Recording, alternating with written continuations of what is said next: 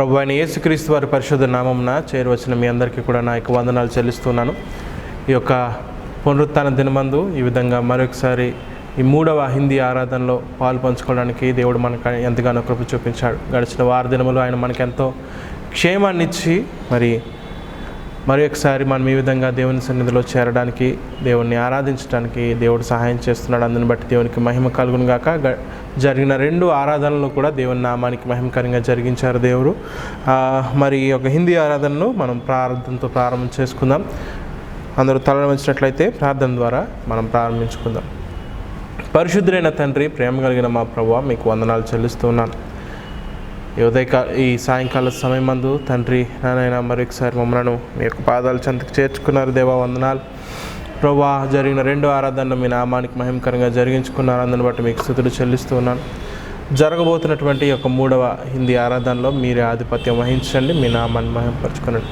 మళ్ళీ ఆత్మతో సత్యంతో మేము ఆరాధించడానికి, పాటల ద్వారా కీర్తించడానికి సహాయం చేయండి ప్రభువా. మీ సన్నిధిలో ప్రభువా మరి మీరేమిటో మేము తెలుసుకోవడానికి మీ వాక్యం ద్వారా మీ యొక్క ప్రత్యక్షతను మాకు ఇవ్వండి. మీ దాసుని మీ ఆత్మచేత నింపి ప్రభువా మరి మత్తయి సువార్తలో ప్రభువా విషయాలను మాకు బయలుపరుస్తూ వస్తున్నారు ప్రభువా. అందుని బట్టి మీకు వందనాలు. మరి ఈ దినము కూడా మీ దాసుని ద్వారా మాతో మాట్లాడి మమ్మలను మీ వాక్యం ద్వారా బలపరచండి, దీవించండి. మీకు వందనాలు చెల్లిస్తూ మొదలైన సమయం మీ హస్తాలుగా అప్పించుకుంటుండగా సమస్తమును మీ నామానికి మహిమకరంగా మీరు జరిగించుకోవాలి. ప్రభు అయిన యేసుక్రీస్తు వారి పరిశుద్ధ నామమున ప్రార్థించి అడుగుతున్నాను తండ్రి, ఆమేన్.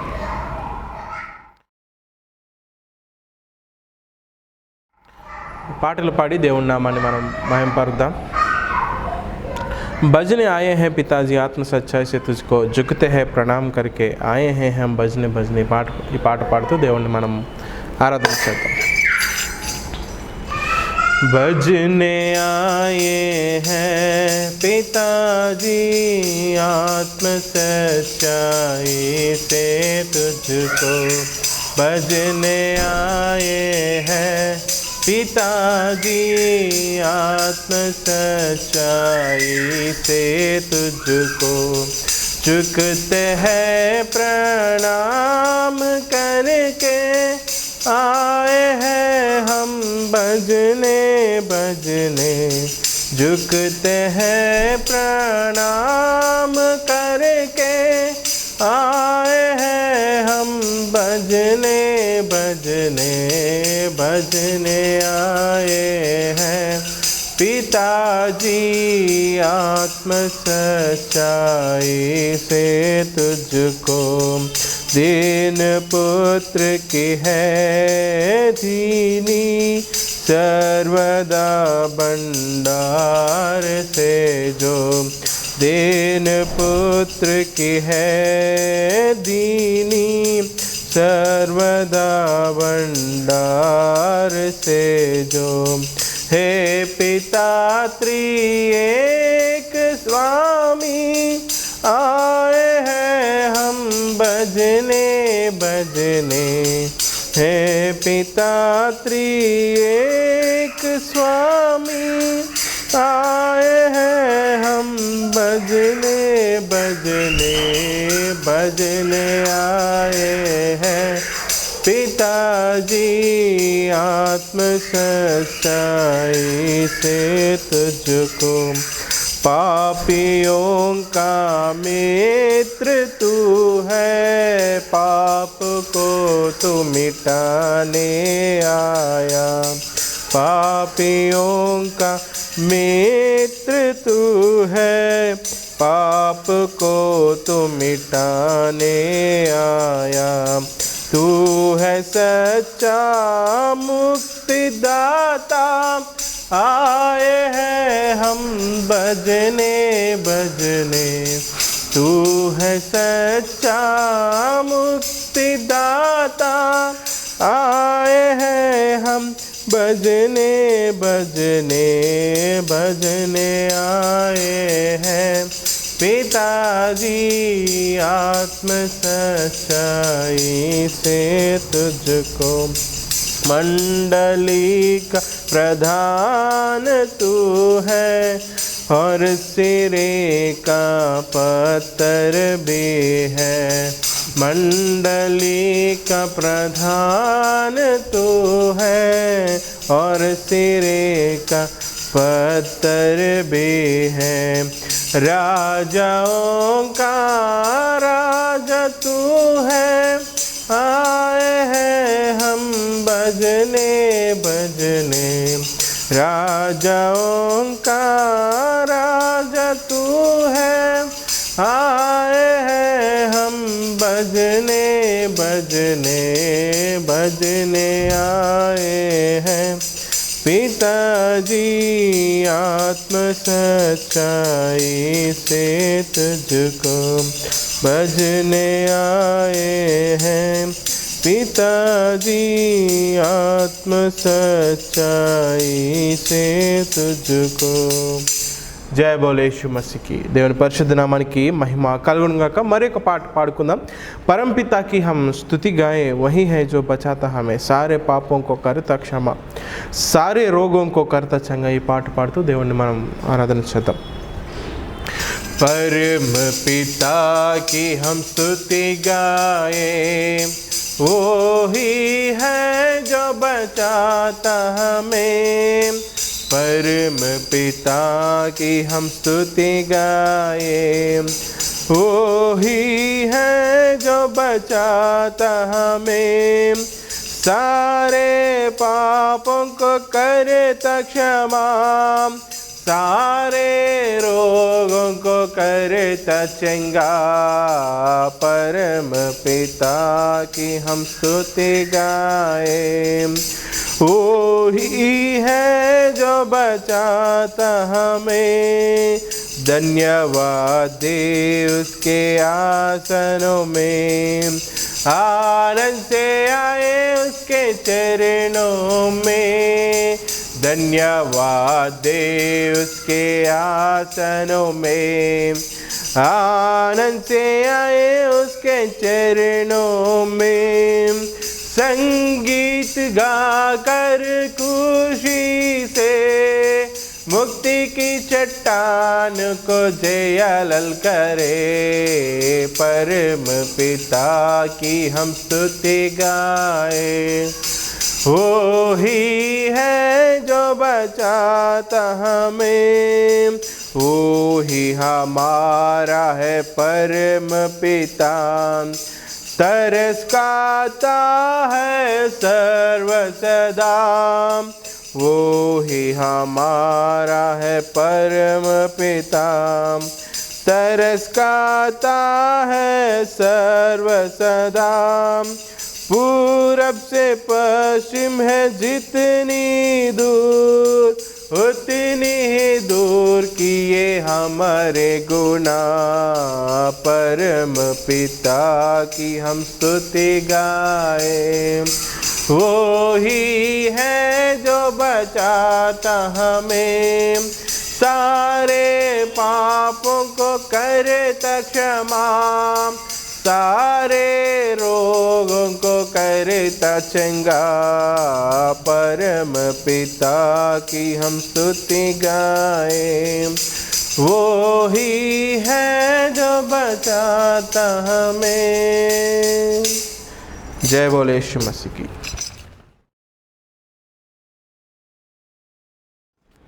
ఇంతవరకు పాటల ద్వారా దేవుణ్ణి స్తుతించడానికి, దేవుడు మనకిచ్చినటువంటి శ్రేష్టమైన సమయాన్ని బట్టి దేవుడికి మహిమ కలుగును గాక। మరి ఈ సమయంలో ఆరాధన నిమిత్తమైనటువంటి కొన్ని మాటలు చూసిన తర్వాత దేవుణ్ణి మనం ఆరాధన చేద్దాం। నిర్గమాకాండము 30వ అధ్యాయము 34వ వచనం నుంచి 37వ వచనం వరకు మనము చదువుకుందాం। నిర్గమాకాండము 30వ అధ్యాయం 34 నుంచి 37వ వచనం వరకు, 71వ పేజీ పాత నిబంధనలో నుంచి। మరియు యెహోవా మోషేతో ఇట్లనెను, నీవు పరిమళ ద్రవ్యములను అనగా జటామాంసి, గోపీచందనము, గంధపు చెక్క అను ఈ పరిమళ ద్రవ్యములను, స్వచ్ఛమైన సాంబ్రాణిని సమభాగములుగా తీసుకొని వాటితో ధూప ద్రవ్యమును చేయవలెను। అది సుగంధ ద్రవ్య మేలకుని పని చొప్పున కలపబడి ఉప్పు గలదియు స్వచ్ఛమైనదియు పరిశుద్ధమైనదియునైన సుగంధ ధూప సంభారం దానిలో కొంచెం పొడి చేసి నేను నిన్ను కలుసుకొని ప్రత్యక్షపు గుడారములోని సాక్ష్యపు మందసము ఎదుట దానిని ఉంచవలను. అది మీకు అతి పరిశుద్ధముగా ఉండవలను. నీవు చేయవలసిన ఆ ధూప ద్రవ్యమును దాని మేళనము చొప్పున మీ నిమిత్తము మీరు చేసుకొనకూడదు. అది యెహోవాకు ప్రతిష్టమైనదిగా ఎంచబడవలను. ప్రార్థన చేసుకుందాం. మా పరమ తండ్రి, మీకు వందనాలు చెల్లిస్తున్నాం దేవా. ఈ సాయంకాల సమయంలో ప్రభు ఇంతవరకు పాటల ద్వారా మిమ్మల్ని స్తుతించే భాగ్యం ఇచ్చారు. వందనాలు. మీ వాక్యం చెంతకు చేరి ఉండగా ఏ రీతిగా మేము మిమ్మల్ని ఆరాధన చేయాలో మీ వాక్యం ద్వారా మీ ప్రత్యక్షతను మాకు అనుగ్రహించండి. నిలవబడిన నన్ను జ్ఞాపకం చేసుకోనండి. నా ఆలోచనలు, తలంపులు, ఉద్దేశములు కాదు కానీ ప్రభువా మీ వాక్యం ద్వారా మీరే మాతో మాట్లాడి మమ్మల్ని మీ ఆరాధనకై సిద్ధపరచవలసిందని, ఆత్మతో సత్యముతో మిమ్మల్ని ఆరాధించి మహిమపరిచే భాగ్యాన్ని మాకు అందరికీ దయచేయవలసింది. ప్రభువైన యేసుక్రీస్తు వారి పరిశుద్ధ నామమున ప్రార్థించి అడిగి వేడుకొంచున్నాను తండ్రి. ఆమేన్. మోషేకి దేవుడు సెలవిస్తున్నటువంటి మాటలు మనం చూస్తున్నాం. దేవునితో మోషే ఆ యొక్క కొండ మీద, సీనాయి కొండ మీద మరి సమయము గడుపుతూ ఉన్నప్పుడు అక్కడ దేవుడు మోషేతో చెప్తున్నాడు, నా కొరకు నీవు ఒక పరిమళ ద్రవ్యాన్ని తయారు చేయాలి. అది ఎంతో ప్రతిష్టమైనటువంటి పరిమళ ద్రవ్యము. నేను నిన్ను కలుసుకునేటువంటి సాక్షిపు ఆ మందసము ఎదుట ఆ ప్రత్యక్షపు గుడారంలో మీరు దానిని ఉపయోగించాలి. అది ఎంత పరిశుద్ధంగా మీరు ఆచరించాలో, వేటి మిశ్రమంతో దానిని తయారు చేయాలో, ఎలాగను దాన్ని తయారు చేయాలో అని దేవుడు మోషేకు చెప్తున్నటువంటి మాటలు మనము చదువుకున్నాం. దేవుడు చెప్తున్నాడు కదా మోషేతోటి. 35వ వచనంలో మనం చూసినప్పుడు, అది సుగంధ ద్రవ్య మేళకుని పని చొప్పున కలపబడి ఉప్పు కలదియు, అది స్వచ్ఛమైనదియు పరిశుద్ధమైనది అయిన సుగంధ ధూప సంభారము. అది మీకు అతి పరిశుద్ధంగా ఉండాలి. 37వ వచనం చివరిలో చూసినప్పుడు, అది యెహోవాకు ప్రతిష్టమైనదిగా అది ఎంచబడవలను. అది కేవలము దేవునికి మాత్రమే చెందినది, దేవుని సన్నిధిలో మాత్రమే అది అర్పించబడేటువంటి పరిమళ ద్రవ్యముగా అది ఉండాలి తప్ప అది మరి మీరు దాని లాంటిది చేసుకోకూడదు. దాని వాసన చూడడానికైనా సరే మీరు ఎంత మాత్రము కూడా అటువంటి మరొక దానిని మీరు చేయకూడదు. అది ఎంతో పరిశుద్ధముగా, ఎంతో పవిత్రమైనదిగా మీరు దాన్ని ఎంచాలి. అది కేవలము దేవునికి మాత్రమే చెందినటువంటి ఒక ప్రతిష్టమైనటువంటి సుగంధ ద్రవ్యం. అది స్వచ్ఛమైనది, అది పరిశుద్ధమైనది. ఈ మాటలు మనం చూస్తున్నప్పుడు ఈ మాటలన్నీ కూడా మనకి జ్ఞాపకం చేసేది ఒకటే. అదేంటంటే ప్రభువైన యేసుక్రీస్తు వారి యొక్క కల్వరి శిలువ త్యాగాన్ని అవి మనకి జ్ఞాపకం చేస్తూ ఉన్నాయి. ఎందుకనంటే చూడండి, ఈ సాంబ్రాణి ద్రవ్యము లేకపోతే ఈ యొక్క సుగంధ ద్రవ్యము ఏదైతే ఉందో అది నిప్పుల మీద కాల్చబడుతూ ఉంటుంది. ఎప్పుడైతే అది నిప్పుల మీద కాల్చబడుతూ ఉంటుందో ఆ నిప్పులకు అది కాల్చబడేటువంటి సమయంలో అది కరిగి దానిలో ఉండేటువంటి సువాసన అది బయటకు విడుస్తూ ఉంటుంది. ఎప్పుడైతే ఆ విధంగా సువాసన అనేది బయటకు వస్తూ ఉంటుందో ఆ యొక్క సువాసన దేవునికి అది ప్రతిష్టమైనటువంటిది. అది దేవునికి మాత్రమే అది చెందినటువంటి సువాసన. దేవుడు మాత్రమే దానిని దేవుని సన్నిధిలో మాత్రమే ఆ సాంబ్రాణి అనేది దహించబడాలి. దేవుని సన్నిధిలో మాత్రమే ఆ పరిమళ ద్రవ్యము అర్పించబడాలి. అది దేవునికి ఎంతో ప్రతిష్టమైనది, పరిశుద్ధమైనది, అది స్వచ్ఛమైనది. కాబట్టి ఈ సాంబ్రాణిని మనం సాధారణంగా మన ఇంట్లో అది నిప్పుల మీద దహిస్తూ ఉంటాం కదా. దహించినప్పుడు అది కరిగి దాంట్లో నుంచి సువాసన అనేది వెలువడుతూ ఉంటుంది. ప్రభువైన యేసుక్రీస్తు వారి యొక్క సిలువను మనం జ్ఞాపకం చేసుకుంటూ ఉన్నప్పుడు ఏ విధంగా మరి యొక్క సాంబ్రాణి ఆ నిప్పుల మీద దహించబడి కరిగిపోతుందో, ఆ కరుగుతున్నటువంటి సమయంలో తనలో నుంచి ఒక సువాసన అది బయటకు విడుస్తుందో, అలాగే ప్రభువైన యేసుక్రీస్తు వారు మన కొరకు ఆయన కల్వరి శిలువ మీద ఆయన అర్పించబడ్డారు. ఆ అర్పించబడినటువంటి సమయాన్ని లేకపోతే ఆ విధానాన్ని కనుక మనం జ్ఞాపకం చేసుకున్నప్పుడు ఆయన శరీరం అంతా కూడా ముక్కలు ముక్కలుగా అది దున్నబడింది. ఆయన శరీరంలో నుంచి ఆయన రక్తము అనేది ఎంతో మరి ఆ రక్తమంతా కూడా అది బయటకు ప్రవహించింది. ఎప్పుడైతే మరి ఆ విధంగా ఆ కల్వరి శిలువలో ఆయన తన యొక్క శరీరాన్ని నలగొట్టుకుని తన యొక్క రక్తాన్ని మన కొరకు దారపోసాడో అది దేవునికి ఒక ప్రత్యేకమైనటువంటి సువాసన, లేకపోతే ప్రత్యేకమైనటువంటి పరిమళ వాసనగా అది మన దేవుని దృష్టిలో అది అంగీకరించబడినటువంటి బలియాగంగా మనం చూస్తున్నాం. మనందరి యొక్క పాపము నిమిత్తము ఆయన దేవుని సన్నిధిలో, లేకపోతే ఆ కలువరి సిలువలో ఆ విధంగా ఆయన అర్పించబడ్డారనే విషయాన్ని మనం జ్ఞాపకం చేసుకోవాల్సిన వారమైన అది దేవునికి ఎంతో ఇష్టమైనటువంటి బలిగా అది ఉంది. చూడండి, ఎఫెసీయులకు రాసిన పత్రికలు మనం చూస్తున్నప్పుడు అపోస్తలుడైనటువంటి పౌలు ఈ విధంగా చెప్తూ ఉంటాడు. ఎఫెసీయులకు రాసిన పత్రిక 5వ అధ్యాయము 2వ వచనం. ఎఫెసీయులకు రాసిన పత్రిక 5వ అధ్యాయము 2వ వచనం.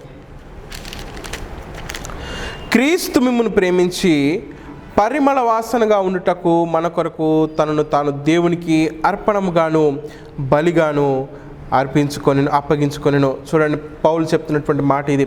యేసుక్రీస్తు ప్రభువారు ఆయన మనలను ప్రేమించి పరిమళ వాసనగా ఉండటానికి మన కొరకు తనను తాను దేవునికి అర్పణంగాను బలిగాను ఆయన అప్పగించుకున్నాడు. మనల్ని ప్రేమించి ఆయన మన కొరకు దేవుని కొరకై పరిమళ వాసనగా ఉండటానికి ఆయన కలువరి శిలువ మీద అర్పించబడ్డాడు. నీ నా శరీరాలు, నా యొక్క జీవితాలు మరి పాపపు దుర్గంధంతో నిండిపోయి పాపపు వాసనతో కంపు కొడుతూ ఉన్నటువంటి స్థితిలో మన జీవితాలు ఉన్నప్పుడు అటువంటి కంపుని, అటువంటి యొక్క దుర్వాసనని, అటువంటి చెడును మనలో నుంచి తొలగించి మనకు ఆ క్రీస్తు సువాసన మనలో ఆయన లేకపోతే దేవునికి ఇష్టమైనటువంటి సువాసన మనలో కలుగచేయడానికి ఆయన నీ నిమిత్తము నా నిమిత్తము కలువరి శిలువ మీద ఆయన బలియాగంగా అర్పించబడినటువంటి విధానాన్ని మనం జ్ఞాపకం చేసుకోవాల్సిన వారమైన మీ సాయంకాల సమయంలో ఎప్పుడైతే దేవుడికి మోషేకి దేవుడు చెప్పాడో మీరు ఇలాగనే చేయాలి, ఇది కేవలము నా సన్నిధిలో మాత్రమే ఇది ఉండాలి, ఇది నాకు ఎంతో పరిశుద్ధమైనది, ఇది నాకు ఎంతో ప్రతిష్టమైనదిగా మీరు ఎంచాలి అని చెప్పినప్పుడు మోషే ఆ విధంగానే చేశాడు. ఆ విధంగా చేసి ఆ దేవుని సన్నిధిలో ఆ యొక్క ధూప ద్రవ్యాన్ని, లేకపోతే ఆ పరిమళ ద్రవ్యాన్ని దేవుని సన్నిధిలో మాత్రమే ఆయన ఉంచాడు. ఆ యాజకుడు ఆ యొక్క ధూప ద్రవ్యాన్ని మరి దేవుని సన్నిధిలో అర్పిస్తూ ఉండేటువంటి విధానాన్ని మనము పాత నిబంధనలో మనము చూస్తూ ఉంటాం. అలాగనే యేసుక్రీస్తు ప్రభువారు చేసినటువంటి శిలువ బలియాగంను కూడా మనం జ్ఞాపకం చేసుకోవాల్సిన వారమైన ఎప్పుడైతే ఆయన కలువరి శిలువ మీద నీ నిమిత్తము నా నిమిత్తము తన శరీరాన్ని ఆయన విరగొట్టుకున్నాడో, తన రక్తాన్ని ఆయన మన కొరకు చిందించాడో, ఆ విరగొట్టబడినటువంటి శరీరము, ఆ నలగగొట్టబడినటువంటి శరీరము, ఆయన కాల్చినటువంటి ఆ రక్త ధారలు అవి మన యొక్క పాపపు కంపునంతా కూడా అవి కడిగివేసి దేవుని ఎదుట మనల్ని మరి నిర్దోషంగా నిలవబెట్టినట్లుగా మరి దేవుని వాక్యములో మనం చూస్తున్నాం. ఆ యొక్క పాపముతో నిండిపోయినటువంటి, పాపపు దుర్గంధంతో నిండిపోయినటువంటి మన జీవితాలు దేవునికి ఇష్టపూర్వకమైనవిగా చేయబడ్డాయి యేసుక్రీస్తు ప్రభువారి యొక్క కలువరి శిలువ బలియాగము ద్వారా. ఇక్కడ చెప్తున్నాడు కదా పౌలు, మనల్ని ప్రేమించి పరిమళ వాసనగా ఉండుటకు మన కొరకు తనను తాను దేవునికి బలిగాను అర్పణంగాను ఆయన అప్పగించుకున్నాను. ఆయన గనక మన కొరకు 2000 సంవత్సరాల క్రితం ఆ విధంగా కలువరి శిలువ బలియాగం ఆయన చేసి ఉండకపోతే, నీ నిమిత్తము నా నిమిత్తము ఆ శిలువ మీద ఆయన తన యొక్క శరీరాన్ని నలగొట్టుకుని తన రక్తాన్ని కనుక మన కొరకు ఆయన దారబోసి ఉండకపోతే ఈ రోజున మన జీవితాలు ఇంకా కూడా పాపం అనేటువంటి దుర్గంధంతో నిండిపోయి ఉండేవి. పాపం అనేటువంటి చెడు వాసనతో మన జీవితాలు నిండి ఉండేవి. కానీ ఆ వాసనను మనలో నుంచి పోగొట్టి, ఆ దుర్వాసనను మనలో నుంచి తొలగించి యేసుక్రీస్తు ప్రభువారి యొక్క పరిశుద్ధ సువాసన మనలో ఆయన వ్యాపింపచేశాడు. లేకపోతే ఆ పరిశుద్ధ సువాసన మనలో ఆయన కలగచేసి మనను పవిత్రపరిచాడు, పరిశుద్ధపరిచాడు. ఏ విధంగా ఆ యొక్క సుగంధ ద్రవ్యము మరి దేవుని సన్నిధిలో అది స్వచ్ఛమైనది, అది పరిశుద్ధమైనటువంటి సుగంధ ద్రవ్యంగా అది ఎంచబడిందో, దేవునికి మాత్రమే అది చెందినదిగా ఎంచబడిందో, దేవునికి మాత్రమే ప్రతిష్టమైనదిగా ఎంచబడిందో, అదేవిధంగా మన జీవితాలు కూడా దేవునికి మాత్రమే ప్రతిష్టమైనవిగా, దేవుని కొరకు మాత్రమే అవి మనము జీవించేలాగున, దేవునికి పరిశుద్ధమైనవిగా, దేవునికి ప్రియమైనవిగా ఎంచబడలాగున నీ నిమిత్తము నా నిమిత్తము యేసుక్రీస్తు ప్రభువారు చేసినటువంటి ఆ కలువరి శిలువ త్యాగాన్ని మనం జ్ఞాపకం చేసుకుందాం. ఈ సాయంకాల సమయంలో ఆయన చేసినటువంటి ఆ యొక్క బలియాగం ద్వారా విమోచించబడినటువంటి నీ జీవితాన్ని, నా జీవితాన్ని దేవుని సన్నిధిలో మనం పెడదాం.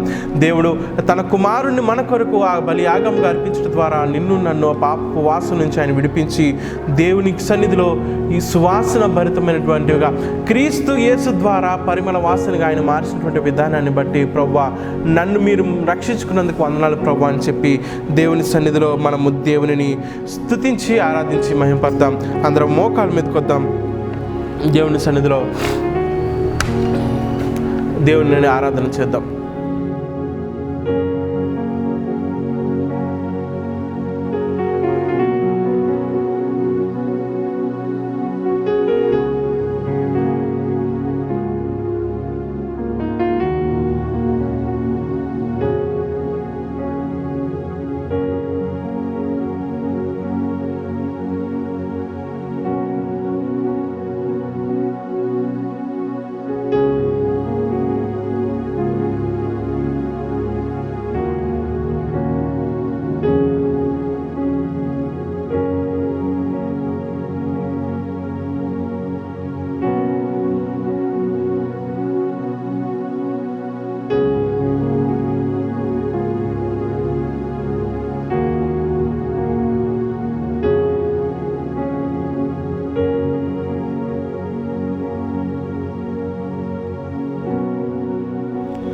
పరిశుద్ధుడా, ప్రేమ కలిగిన తండ్రి, మీకు వందనాలు స్తోత్రాలు చెల్లిస్తున్నాం. అయ్యా, నా కొరకు ప్రభా మీ ప్రియ కుమారుని లోకానికి పంపించి ప్రభా మరి ఏ విధంగా ఆ యొక్క కొండ మీద మీరు చూపించినటువంటి ప్రతి దానిని మోసే చేశాడో ప్రభా, మరి సుగంధ ద్రవ్యాన్ని గురించి మీరు తెలియచేశారు ప్రభా. అది మీకు ఎంతో ప్రతిష్టమైనదిగా ఎంచబడాలని చెప్పారు. అది స్వచ్ఛమైనది, అది పవిత్రమైనది, పరిశుద్ధమైనది ప్రభా. మరి నా జీవితాన్ని నేను జ్ఞాపకం చేసుకున్నప్పుడు మీ దృష్టికి కానీ ప్రభా మరి నారాయణ అవి ఎంత మాత్రము కూడా పరిశుద్ధమైన జీవితంగా నా జీవితం లేనప్పుడు, పాపం అనేటువంటి దుర్వాసనతో నా జీవితం నిండి ఉన్నప్పుడు, పాపం అనేటువంటి కుళ్ళుతో నా జీవితం నిండి ఉన్నప్పుడు ప్రభా, ఆ యొక్క చెడు వాసనతో ఆ యొక్క దుర్గంధంతో నిండిన నా జీవితాన్ని ప్రభా మరి యేసుక్రీస్తు ప్రభువారి ద్వారా తండ్రి పరిమళ వాసనగా మీరు మార్చారు. యేసుక్రీస్తు ప్రభువారి యొక్క సువాసన నాలో వ్యాపించడానికి ప్రభా ఆయన నా నిమిత్తము కలువరి శిలువ మీద బలియాగంగా మీరు అర్పించారు. ఏ విధంగా ఆ పరిమళ ద్రవ్యము మరి నా నిప్పుల మీద దహించబడినప్పుడు అది సువాసన వెదజల్లుతూ ప్రభా మరి అది కరిగిపోతుందో, అలాగే ప్రభా యేసుక్రీస్తు ప్రభువారి యొక్క కలువరి శిలువలో ప్రభా మరి ఆయన నన్ను పరిమళ వాసనగా మార్చడానికి ఆయన తను నిలువెల్లా కరిగిపోయారు ప్రభా తండ్రి. మరి ఆయన తన యొక్క శరీరం అంతా కూడా నలగగొట్టుకున్నారు, తన రక్తం అంతా కూడా ఆయన దారబోసారు. ఆ రక్తము ఆ దారబోయినటువంటి ఆ పరిశుద్ధ రక్త ధారలలో ప్రభా నా పాపపు తండ్రి మరి మలినమంతా కూడా తండ్రి నన్ను మీరు కడిగివేసి, పాపపు కుళ్ళంతా కూడా మీరు కడిగివేసి ప్రభా పరిశుద్ధంగా పవిత్రంగా యేసుక్రీస్తు ప్రభువారి ద్వారా పరిమళ వాసనగా తండ్రి నన్ను మార్చి ప్రభా మీ దృష్టికి పైనటువంటి జీవితాన్ని నాకు ఇచ్చారు. మీ దృష్టికి ప్రభా పరిశుద్ధంగా నన్ను మార్చారు ప్రభా, తీర్చారు ప్రభా. అందుని బట్టి మీకు వందనాలు చెల్లిస్తాను. అయ్యా, మీరు నా పట్ల చూపించిన మీ యొక్క గొప్ప కృపను బట్టి మీకు ఏం చెల్లించగలను. పాపపు దుర్గంధముతో నిండిపోయిన నా జీవితాన్ని ప్రభా మీ యొక్క పరిశుద్ధ రక్తముతో నన్ను కడిగి ప్రభా ప్రతిష్టమైనటువంటి యేసుక్రీస్తు ప్రభువారి యొక్క రక్తము ద్వారా నన్ను విమోచించినటువంటి విధానాన్ని బట్టి మీకు ఏం చెల్లించగలను, ఏమి అర్పించగలను తండ్రి. ఏమి చెల్లించినను ఏమి అర్పించినను ప్రభా రుణస్థులను ఒప్పుకొంచు. నాకు మీరు ఇచ్చినటువంటి రక్షణాపాత్రను చేత పట్టుకుని నా హృదయంలో నీకు కొద్ది స్తుతి ఆరాధన ప్రభు అని యేసుక్రీస్తు వారి పరిశుద్ధ నామమున మీకే జిహ్వాఫలంగా సమర్పించి ఆరాధిస్తున్నాను తండ్రి. ఆమేన్. దేవుని పరిశుద్ధ నామానికి మహిమ కలుగును గాక. మరి సమయంలో ఇంతవరకు దేవుని ఆరాధించడానికి దేవుడు మన పట్ల ఎంతగానో తన యొక్క కృప చూపించున్నారు.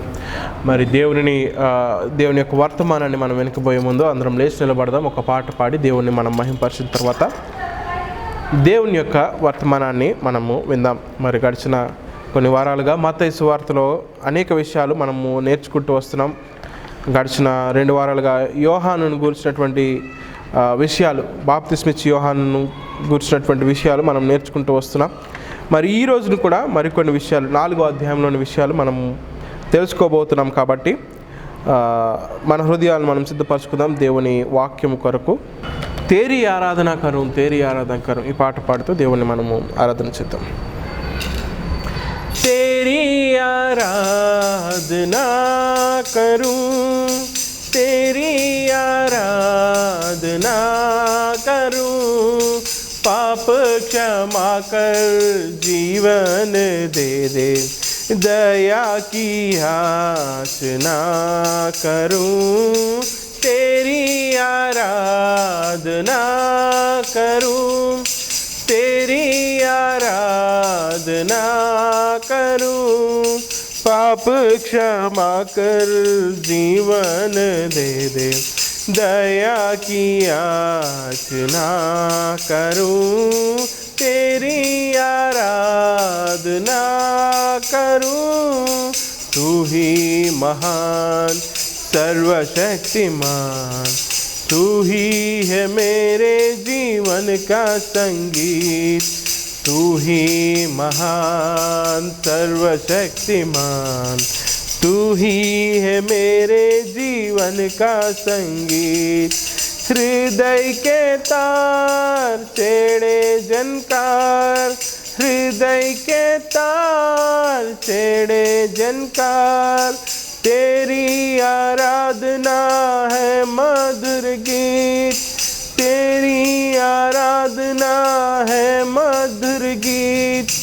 जीवन से मेरे तू महिमा पाए, एक ही कामना करूं। पाप क्षमा कर जीवन दे दे, दया की याचना करूं, तेरी आराधना करूं, तेरी आराधना करूं। पाप क्षमा कर जीवन दे दे, दया की याचना करूं, तेरी आराधना करूं। దేవుని పరిశుద్ధ నామానికి మహిమ కలుగును గాక. మరి ఈ సమయంలో దేవుని యొక్క వర్తమానాన్ని మనం విందాం. బ్రదర్ అనురోధ్ గారు మన మధ్య ఉన్నారు. ఆయన దేవుని యొక్క వర్తమానాన్ని అందిస్తారు. శ్రద్ధగా విని దేవుని దీవెనలు పొందుకుందాం. ప్రభు యేసు మసీహ్ మే జై మసీహి. మీ అందరికీ ప్రభు అయిన యేసుక్రీస్తు నామమున నా యొక్క వందనాలు చెల్లిస్తున్నాను. आज हम मत्ती उसके चौथे अध्याय में मनन करेंगे.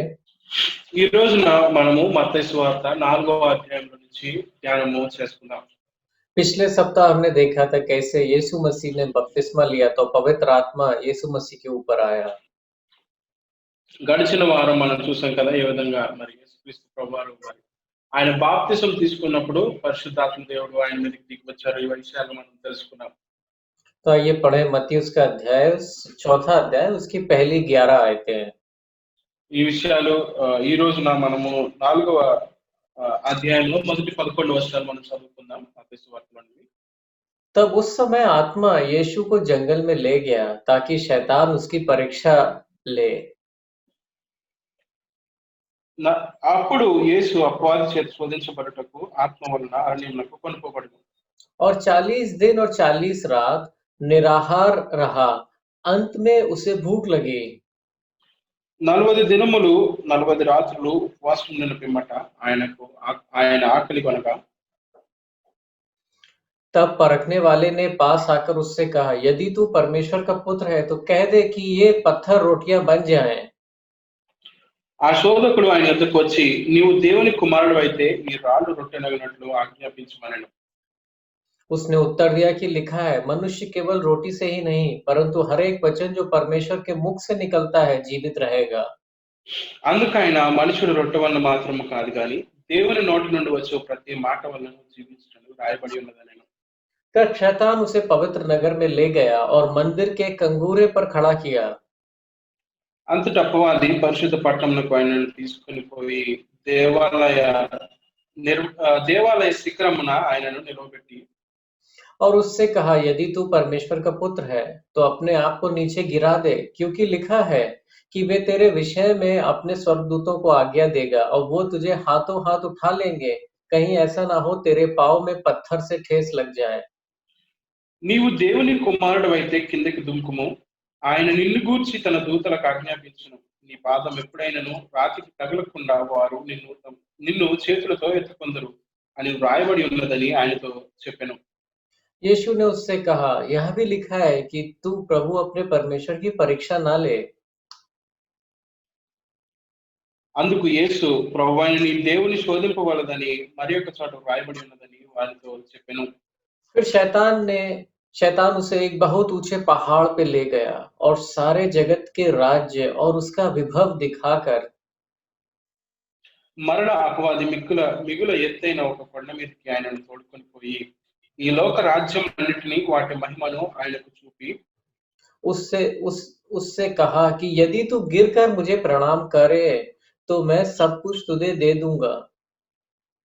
నీవు సాగిలపడి నాకు నమస్కారం చేసిన యెడల వీటన్నిటిని నీకిచ్చేదనని ఆయనతో చెప్పగా तब यीशु ने उससे कहा, हे शैतान दूर हो जा, क्योंकि लिखा है कि तू प्रभु अपने परमेश्वर को प्रणाम कर और केवल उसकी उपासना कर। యేసు వానితో సాతానా పొమ్ము ప్రభువైన నీ దేవునికి మొక్కి ఆయనను మాత్రమే సేవింపవలను అని వ్రాయబడి ఉన్నదని.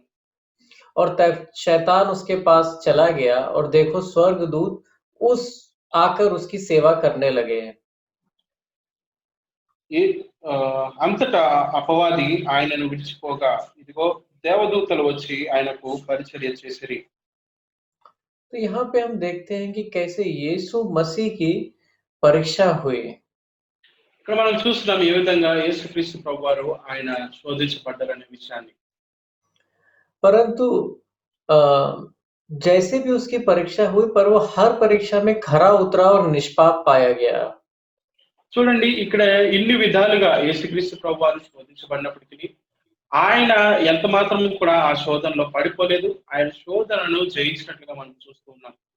याकूब की किताब उसके पहले अध्याय में जाइए, उसमें लिखा है याकूब की किताब पहला अध्याय उसकी 13वीं आयत। యాకోబు పత్రిక మొదటి అధ్యాయం చూడండి. మొదటి అధ్యాయంలో 13వ వచనం చూడండి ఒకసారి. जब किसी की परीक्षा हो तो वह यह ना कहे कि मेरी परीक्षा परमेश्वर की ओर से होती है, क्योंकि ना तो बुरी बातों से परमेश्वर की परीक्षा हो सकती है और ना वह किसी की परीक्षा आप करता है। దేవుడు కీడు విషయమై శోధింపబడనేరడు. ఆయన ఎవరిని శోధింపడు కనుక ఎవడైనా శోధింపబడినప్పుడు నేను దేవుని చేత శోధింపబడుచున్నానని అనకూడదు. तो यहाँ देखिए परमेश्वर की जो परीक्षा है वो बुरी बातों से नहीं हो सकती। కాబట్టి దేవుడు దేవుడు చూడండి ఇక్కడ ఆయన శోధించేటువంటి విషయం లేకపోతే ఆయన ఎప్పుడు కూడా ఈ యొక్క చెడ్డ విషయాలను బట్టి ఆయన శోధించడు, మనం శోధింపబడనీయడు. उन बातों का परमेश्वर को कोई असर ही नहीं पड़ता है, वो परीक्षा के समान ही नहीं है परमेश्वर के ऊपर। ఎందుకంటే దేవుడు ఈ విషయాల్లో ఆయన శోధింపబడ్డాడు. ఆయనలో ఈ ఈ ఈ ఈ విషయాలు ఆ శోధన అనేది దేవుని మీద ఎంత మాత్రం ప్రభావం చూపబడి. जैसे प्लास्टिक के फूल होते हैं ना, उनमें आप कितना भी पानी डालते रहिए उससे उन फूलों को कोई फर्क नहीं पड़ता। చూడండి ఏ విధంగా మరి ప్లాస్టిక్ పువ్వులు ఉంటాయి కదా, ప్లాస్టిక్ పువ్వుల మీద ఎన్ని నీళ్లు కొట్టినా వాటిని ఎంతగా నీటిలో పెట్టినా సరే అవి ఏ మాత్రం మార్పు చెందుతాయి, అంత మాత్రం కూడా మార్పు చెందవాలి. परंतु जब यीशु मसीह परमेश्वर का रूप छोड़ के हमारे जैसा स्वरूप धारण किया उसने, तो उसने अपने आप को शून्य कर दिया और इसीलिए वो परीक्षाओं में पड़ा। కాబట్టి యేసుక్రీస్తు ప్రభువారు ఆయన దేవుడే, కానీ మన కొరకు ఆయన సమస్తాన్ని విడిచిపెట్టి తను తగ్గించుకుని ఆయన మానవ శరీరాకారంతో ఆయన ఈ భూమి మీదకి వచ్చాడు. కాబట్టి మానవ శరీరంతో ఆయన ఉన్నాడు కాబట్టి ఆయన శోధించబడవలసి వచ్చింది ఆ సమయంలో. यीशु मसीह के अंदर कोई पाप नहीं था। जैसे आदम पाप करने से पहला था, वैसे ही यीशु मसीह, और यीशु मसीह उस तरीके से परीक्षाओं में पड़ा।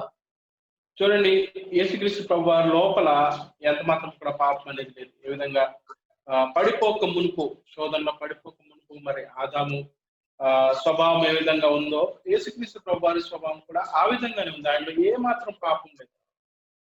और नए नियम में कम से कम 3 कारण लिखे हैं कि क्यों प्रभु यीशु मसीह परीक्षाओं से गुजरा अपने जीवन में। నూతన నిబంధనలు మనం చూసినప్పుడు తక్కువలో తక్కువ 3 సార్లు మూడు విషయాలు తెలియచేయబడ్డాయి. ఎందుకని యేసుక్రీస్తు ప్రభువారు ఈ యొక్క శోధనల గుండా ఆయన వెళ్ళవలసి వచ్చిందనే దాని గురించి. पहला कारण है इब्रानियों की किताब उसके दूसरे अध्याय में 17वीं आयत में। ఎబ్రియులకు రాసిన పత్రిక 2వ అధ్యాయం 17వ వచనంలో మనం మొదటి కారణాన్ని చూస్తాం. 17वीं आयत में लिखा है उसमें कि इस कारण उसको चाहिए था कि वह सब बातों में अपने भाइयों के समान बने, जिससे वह उन बातों में जो परमेश्वर से संबंधित है एक दयालु और विश्वास योग्य महायाजक बने, ताकि लोगों को पापों के लिए प्रायश्चित करे। కావున ప్రజల పాపములకు పరిహారం కలుగుటకై దేవుని సంబంధమైన కార్యములలో కనికరమును నమ్మకమును గల ప్రధాన యాజకుడు నిమిత్తము అన్ని విషయములలో ఆయన తన సోదరుల వంటి వాడు కావలసి వచ్చును. 18वीं आयत में लिखा है, क्योंकि जब उसने परीक्षा की दशा में दुख उठाया, तब उनकी भी वह सहायता कर सकता है जिनकी परीक्षा होती है। 18వ వచనాన్ని మనం చూసినప్పుడు తాను శోధింపబడి శ్రమ పొందిన గనుక శోధింపబడి వారికి సహాయము చేయగలవాడై ఉన్నాడు. तो जब यीशु मसीह की परीक्षाएं हुई तो उसने दुख उठाया कि किस तरीके से उन परीक्षाओं को उसने विजय प्राप्त करी और एक भी बार पाप नहीं किया। చూడండి, యేసుక్రీస్తు ప్రభువారు శోధించబడినప్పుడు ఆయన ఎంతో వేదన అనుభవించారు ఆ సమయంలో. ఎందుకని ఆయన ఆ విధంగా చేయాల్సి వచ్చిందంటే, ఎవరైతే ఆ విధంగా శోధించబడతారో వాళ్ళకి ఆయన సహాయం చేయడానికి. जब वो स्वर्ग में था पिता के साथ, तब इस तरीके का कोई दुख नहीं था, क्योंकि उन बुरी बातों की जो पृथ्वी पर है, उससे उसकी कोई परीक्षा नहीं होती थी। ఆయన తండ్రితో ఆయన పరలోకమందు ఉన్నప్పుడు ఇటువంటి బాధలు, ఇటువంటి వేదనలు ఆయనకి ఎంత మాత్రం లేవు. ఎందుకంటే పరలోకంలో ఇటువంటి భూమి మీద ఉండేటువంటి విషయాలు ఎంత మాత్రం కూడా పరలోకంలో ఉండవు కాబట్టి. यहाँ लिखा है, क्योंकि वो एक दयालु और विश्वास योग्य महायाजक बने, जिससे कि वो हमारी सहायता कर सके। చూడండి, ఇక్కడ తెలియచేయబడుతుంది కదా, కనికరమును నమ్మకమును గల ప్రధాన యాజకుడు నిమిత్తము. ఎలాగన ఈ కనికరము నమ్మకము గల ప్రధాన యాజకుడు ఎందుకంటే వీటి ద్వారా మనకు ఆయన సహాయం చేయడానికి. जब हम परीक्षा में पढ़ते हैं, हम प्रभु यीशु मसीह की ओर देख सकते हैं, उससे सहायता मांग सकते हैं, क्योंकि वो उन चीजों से अपने जीवन में गुजरा है। కాబట్టి మనం శోధనలో ఉన్నప్పుడు మనము యేసుక్రీస్తు ప్రభువారి సహాయం వేడుకొనవచ్చు, ఆయన మీద ఆధారపడవచ్చు. ఎందుకంటే ఆయన కూడా ఈ యొక్క శ్రమల గుండా, ఈ శోధనల గుండా ఆయన ప్రయాణం చేశారు కాబట్టి. और आगे इब्रानियों की किताब में उसके 4थे अध्याय में आइए, హెబ్రీయులకు రాసిన పత్రిక 4వ అధ్యాయానికి రండి. ఇప్పుడు और उसकी 14 और 15 पढ़ेंगे। 14-15 వచనాలు చదువుతున్నాం. सो हमारा ऐसा बड़ा महायाजक है जो स्वर्ग से होकर गया, अर्थात परमेश्वर का पुत्र यीशु, जो तो आओ हम अपने अंगीकार को दृढ़ता से थाम लें। ఆకాశ మండలం గుండా వెళ్ళిన దేవుని కుమారుడైన యేసు అను గొప్ప ప్రధాన యాజకుడు మనకున్నాడు కనుక మనం ఒప్పుకొని దానిని గట్టిగా చేపట్టుదము. और 15वीं आयत देखिए, क्योंकि हमारा ऐसा महायाजक नहीं जो हमारी निर्बलताओं के साथ दुखी ना हो सके, वरन वह सब बातों में हमारी नाई परखा गया तो भी निष्पाप निकला। 15వ వచనం చూడండి. మన ప్రధాన యాజకుడు మన బలహీనతలు ఎంతో మనతో సహానుభావం లేనివాడు కాడు, కానీ సమస్త విషయములలోనూ మనవలను శోధింపబడినను ఆయన పాపము లేనివాడుగా ఉండెను. तो देखिए यहाँ पे वो हमारी नाई, जैसे हमारी नाई वो भी परखा गया, और वो हमारा आज एक सहायता करने वाला महायाजक है। చూడండి, ఆయన అప్పుడు ఆయన శోధించబడ్డాడు, కానీ ఇప్పుడు ఆయన మన కొరకు ఆయన ఒక ప్రధాన యాజకుడిగా ఆయన ఉన్నాడు. तो यीशु मसीह ने ना ही क्रूस पर अपनी जान दी, पर अपने पूरे जीवन इन परीक्षाओं में दुख उठाया और उन सब में खरा उतरा। చూడండి, యేసుక్రీస్తు ప్రభువారు కేవలము శిలువ మీద మాత్రమే శ్రమ అనుభవించలేదు, కానీ ఆయన తన జీవితకాలం అంతా కూడా ఇటువంటి శోధనలు గుండా ఆయన వెళ్తూ ఆయన వేదనను అనుభవించినట్లుగా ఉన్నాడు. ఎందుకంటే వేదనను అనుభవించాడు, వాటిలో ఆ శోధనలో ఆయన విజయం సాధించి ఆయన నిలవబడ్డాడు. ఆయన ఆ శోధనన్నింటినీ కూడా ఆయన జయించాడు. उसने अपनी इच्छा नहीं करी जो उसकी अपने मन की इच्छा थी, परंतु जो पिता की इच्छा थी वो करे।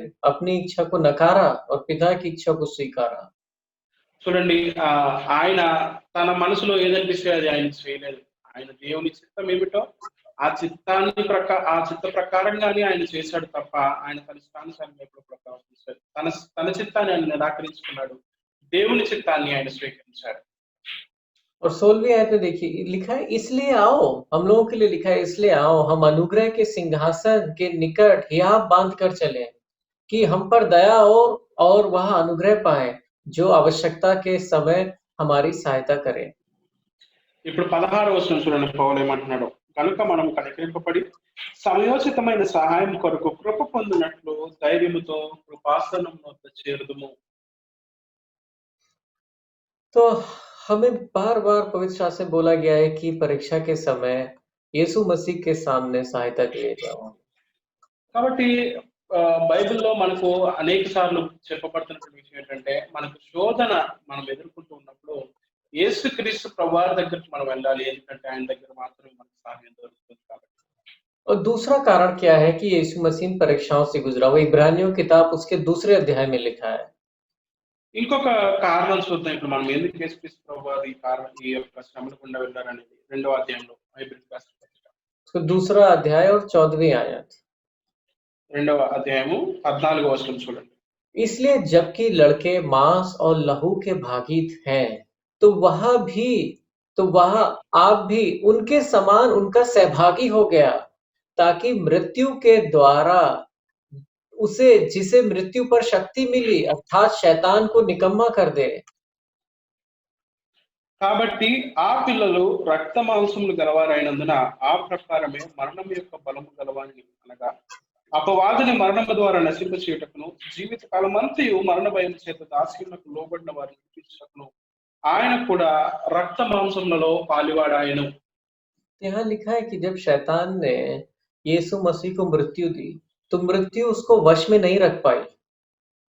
చూడండి, ఎప్పుడైతే ఇక్కడ తెలియచేయబడుతుంది కదా, యేసుక్రీస్తు ప్రభువారి మీదకి మరణం అనేది వచ్చిందో, మరణము ఆయనని ఎంత మాత్రం కూడా బంధించి ఉంచలేకపోయింది. क्योंकि ऐसा कुछ भी नहीं, एक भी पाप नहीं था जो उसने किया। ఎందుకంటే అటువంటి మరణకరమైనటువంటి పాపము ఏది కూడా యేసుక్రీస్తు ప్రభువారిలో లేదు కాబట్టి. और उसने शैतान पे विजय इस तरीके से प्राप्त करी कि शैतान की सारी परीक्षाओं में खरा उतरा और एक नया वंश अब चालू किया है, जिसके हम उसकी प्रजा हैं अब। కాబట్టి ఆయన మరణకరమైనటువంటి పాపం ఏది కూడా ఆయన చేయలేదు. సాతాను ఏ శోధనలు అయితే ఆయనకి కలిగజేశాడో ప్రతి శోధనలో కూడా ఆయన విజయాన్ని సాధించి ఆయన విజయ పూర్ణుడిగా ఆయన నిలిచాడు. అంత మాత్రమే కాదు కానీ మనకు ఆయన ఒక వంశాన్ని ఏర్పరిచాడు. రాజులైన యాజక సమూహమైనటువంటి వంశం ఆయన మన కొరకు ఆయన ఏర్పాటు చేసినటువంటి ఆయన ఉన్నాడు. इसीलिए हम प्रकाशित वाक्य में पढ़ते हैं कैसे जो सारे स्वर्गदूत हैं और स्वर्ग के सभी लोग ऊंचे शब्द में कहते हैं कि यीशु मसीह जो मेमना है वही योग्य है, वर्दी इज द लैम्ब। అందుకే ప్రకటన గ్రంథంలో మనం చూసినప్పుడు అక్కడ పెద్దలు, ఆ దూతలు, ఆ జీవులు వాళ్ళందరూ కూడా ఒకటే మాట చెప్తారు కదా, గొర్రెపిల్ల నీవు అర్హుడవు నీవు గొర్రెపిల్ల అర్హుడవు. वो योग्य क्यों है? क्योंकि वो हमारे जैसा बना और हमारी जैसी परीक्षाओं से निकला और सब में खरा उतरा। ఎందుకని ఆయన యోగ్యుడిగా తీర్చబడ్డాడు అంటే ఆయన మానవ శరీరాకారంతో ఆయన జన్మించాడు, మనలా ఆయన జన్మించాడు, మనలా ఆయన పెరిగాడు, మనలా ఆయన శోధనలు ఎదుర్కొన్నాడు. అయితే ప్రతి శోధనను కూడా ఆయన జయించి విజయుడుగా ఆయన నిలిచాడు. एक आयत पढ़ेंगे प्रकाशित वाक्य उसका 3रा अध्याय ప్రకటన గ్రంథము 3వ అధ్యాయం నుంచి 2వ మాట చదువుకుందాం. और उसकी 21वीं आयत 21వ వచనం. जो जय पाए मैं उसे अपने साथ अपने सिंहासन पर बैठाऊंगा, जैसा मैंने भी जय पाकर अपने पिता के साथ उसके सिंहासन पर बैठ गया। నేను జయించి నా తండ్రితో కూడా ఆయన సింహాసనం ముందు కూర్చుని ఉన్న ప్రకారం జయించి వారిని నాతో కూడా నా సింహాసనం మీద కూర్చుండనిచ్చేదను. तो यहाँ पे आप देखिए कैसे जो जय प्राप्त करेंगे, यीशु मसीह क्यों पिता के साथ सिंहासन बैठा? क्योंकि उसने जय प्राप्त करी। किन चीजों पे जय प्राप्त करी? सारी परीक्षाओं पे जय प्राप्त करी। చూడండి, ఇక్కడ చూడండి, ఆయన చెప్తున్నాడు కదా, ఆయన ఎక్కడ ఆశీనుడైనాడు? ఆయన సింహాసనం మీద. ఎలాగో దేవుని సింహాసనం మీద ఆశీనుడైనాడంటే ఆయన అన్ని విషయాల్లో కూడా ఆయన జయించాడు. ఏ విషయాలను జయించాడంటే ప్రతి విషయాన్ని కూడా ఆయన జయించాడు. तो जैसे कि आदम और हवा की परीक्षा हुई थी पर वो उसमें गिर गए, उसी स्वरूप यीशु मसीह की परीक्षाएं हुई पर वो उसमें खरे उतरे हैं। చూడండి, ఆదాము హవ్వలు కూడా పరీక్షించబడ్డారు, కానీ వాళ్ళు పడిపోయారు. శోధనలో వాళ్ళు పడిపోయారు, వాళ్ళు పాపానికి అప్పగించబడ్డారు. అయితే యేసుక్రీస్తు ప్రభువారు కూడా శోధించబడ్డారు, కానీ ఆయన జయించారు. अब हम देखते हैं यहाँ पे कि पहली आयत में लिखा हुआ 4:1 में कि शैतान ने उसकी परीक्षाएँ करी और एक बात अब 4 मत्ती उसका चौथा अध्याय और दूसरी आयत देखिए। చూడండి మత్తయి సువార్త మనం చూసాం కదా యేసుక్రీస్తు ప్రభువారు సాతాను ద్వారా ఆయన శోధించబడ్డారు 4వ అధ్యాయము 2వ వచనం చూడండి ఒకసారి మత్తయి సువార్తలో वहाँ लिखा है कि वह 40 दिन और 40 रात निराहार रहा, अंत में उसे भूख लगी। 40 దినములు 40 రాత్రులు ఉపవాసం ఉండిన పిమ్మట ఆయన ఆకలి కొనగా तो क्या था मतलब यीशु मसीह उन 40 दिनों तक वहाँ प्रार्थना और उपवास में रहा था उस जंगल में। 40 దినాలు 40 రాత్రుల పాటు ఆయన అరణ్యంలో ఉపవాసం ఉన్నట్లుగా మనం ఇక్కడ గ్రహిస్తున్నాం और इसके बाद जब वो बाहर आया था, तब वो पवित्र आत्मा के सामर्थ्य से बाहर आया था और तब उसने अपनी सेविकाई शुरू करी थी। కాబట్టి 40 దినాలు 40 రాత్రులు ఆయన ముగించుకున్న తర్వాత ఆయన ఆత్మశక్తి చేత నింపబడి ఆయన అరణ్యం నుంచి బయటకు వచ్చారు ఆ తర్వాత ఆయన తన యొక్క సేవను ఆరంభించారు एक बार आप लूका उसके चौथे अध्याय में जाइए, जहाँ पे लूका ने लिखा है इसी के बारे में। లూకా సువార్త 4వ అధ్యాయంలో చూడండి లూకా దీని గురించి రాశాడు అక్కడ लूका उसका चौथा अध्याय और 14वीं आयत। 4వ वहाँ అధ్యాయం లూకా वहाँ पर ऐसा 4వ लिखा है అధ్యాయం कि फिर यीशु आत्मा के सामर्थ्य से भरा हुआ गलील को लौटा और उसकी चर्चा उसके आसपास के सारे देश में फैल गई। 4వ అధ్యాయం 14వ వచనం చూడండి లూకా సువార్తలో అప్పుడు యేసు ఆత్మ బలంతో గలిలయకు తిరిగి వెళ్ళెను ఆయనను గూర్చిన సమాచారము ఆ ప్రదేశమందంతటను వ్యాపించెను तो इससे पहले क्या था कि यीशु मसीह के जीवन से पिता बहुत ही प्रसन्न था, परंतु यीशु मसीह के जीवन में ऐसा अभिषेक नहीं था जो इसके बाद आया।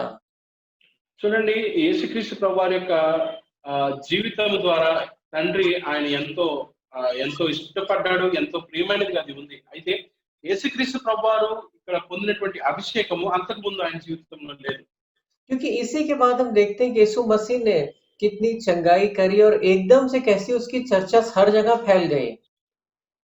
ఎందుకంటే ఇక్కడ మనం చూస్తున్నాం కదా ఎప్పుడైతే ఆయన ఈ ఆత్మశక్తి చేత ఆయన నింపబడిన తర్వాత ఆయన ఈ పరిచర్య ప్రారంభించాడో సమాచారము అక్కడ ఆ ప్రదేశం అంతటా అది వ్యాపించింది ఎంతో మందిని ఆయన స్వస్థపరిచినట్లుగా మనము చూస్తున్నాం అక్కడ अब मत्ती उसके चौथे अध्याय में देखिए 23, 24, 25। మత్తయి సువార్త 4వ అధ్యాయము 23, 24, 25 यहाँ पर वही है कि और यीशु सारे गलील में फिरता हुआ, गलील में कब आया था? वहां से उसके बाद सीधे गलील में आया था और यीशु सारे गलील में फिरता हुआ उन, उनकी सभाओं में उपदेश करता और राज्य का सुसमाचार प्रचार करता और लोगों को हर प्रकार की बीमारी और दुर्बलता को दूर करता रहा।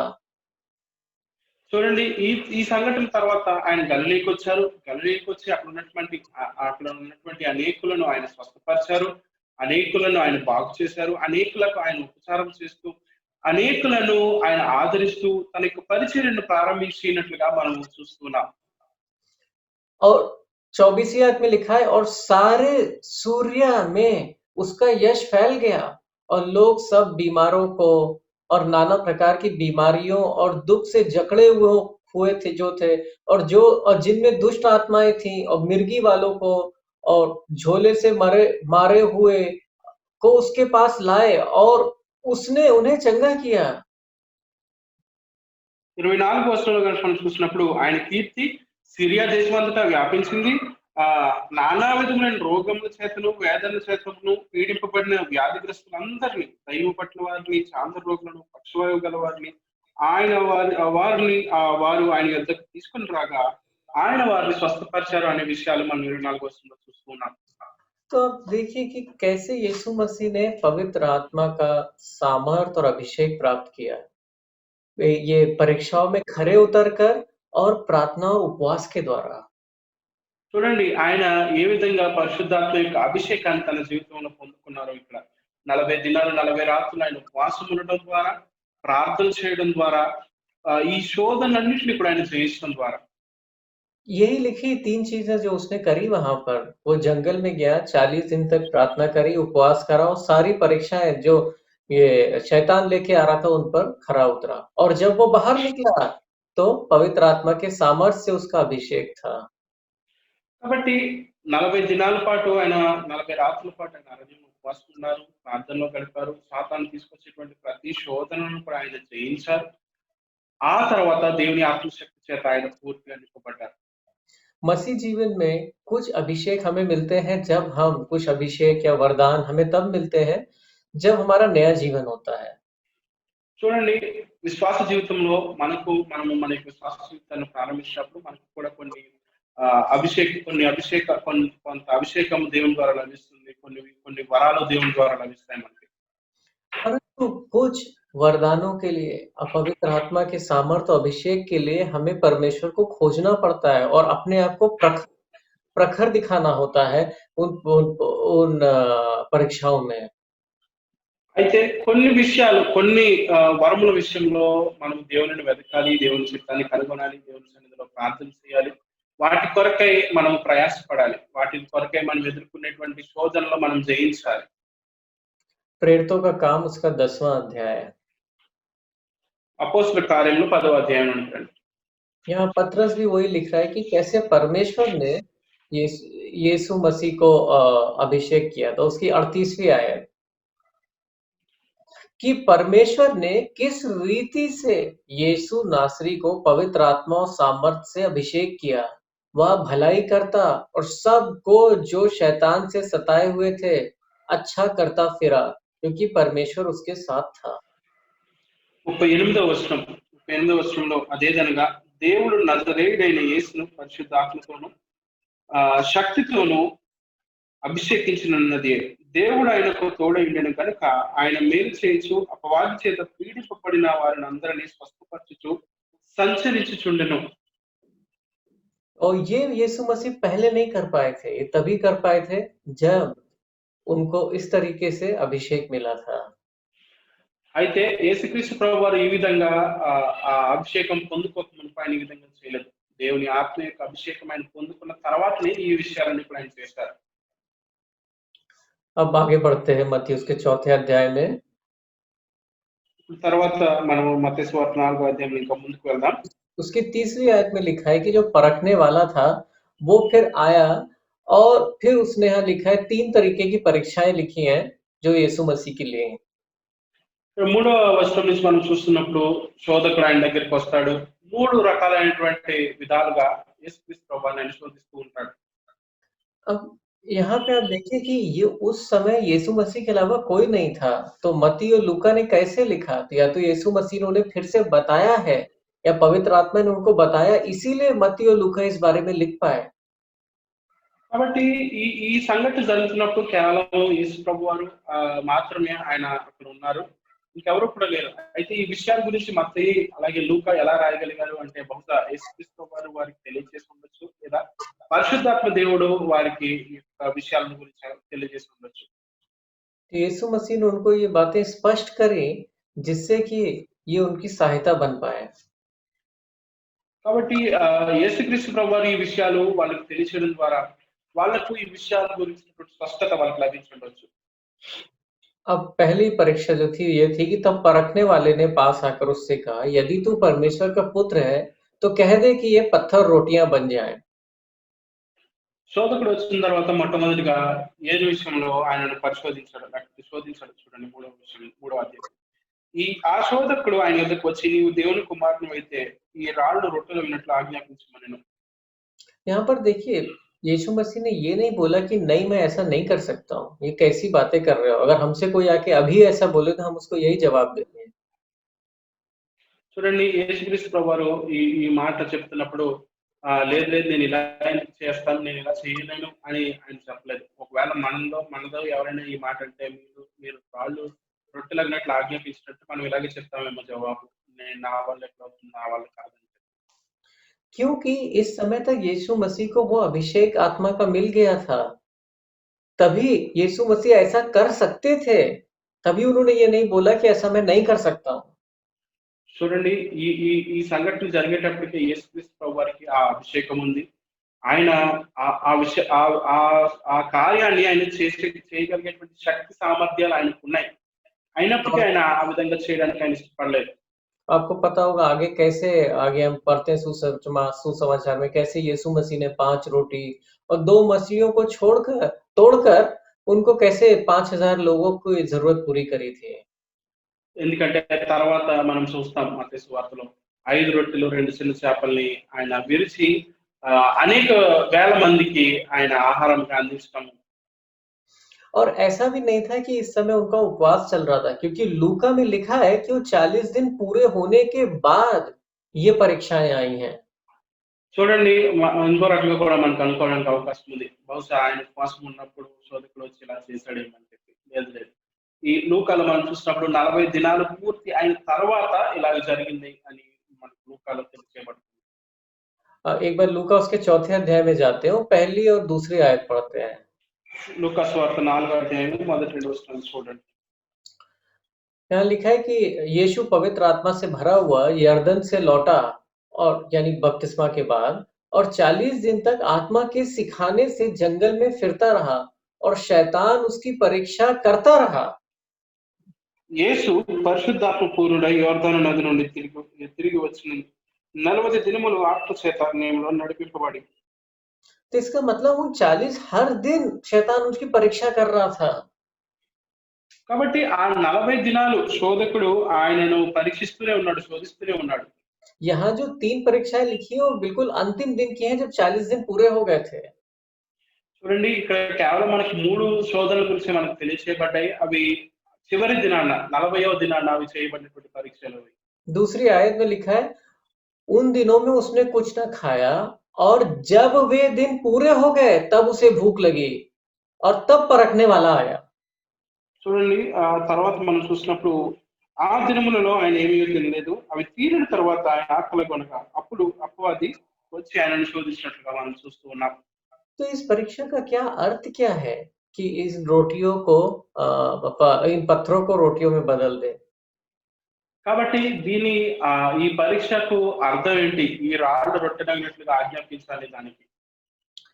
इसका अर्थ ये है कि जो भी परमेश्वर ने हमें वरदान दिया है, जो भी अभिषेक दिया है, जो भी काबिलियत दी है, उसको हम केवल अपने व्यक्तिगत लाभ के लिए इस्तेमाल करें।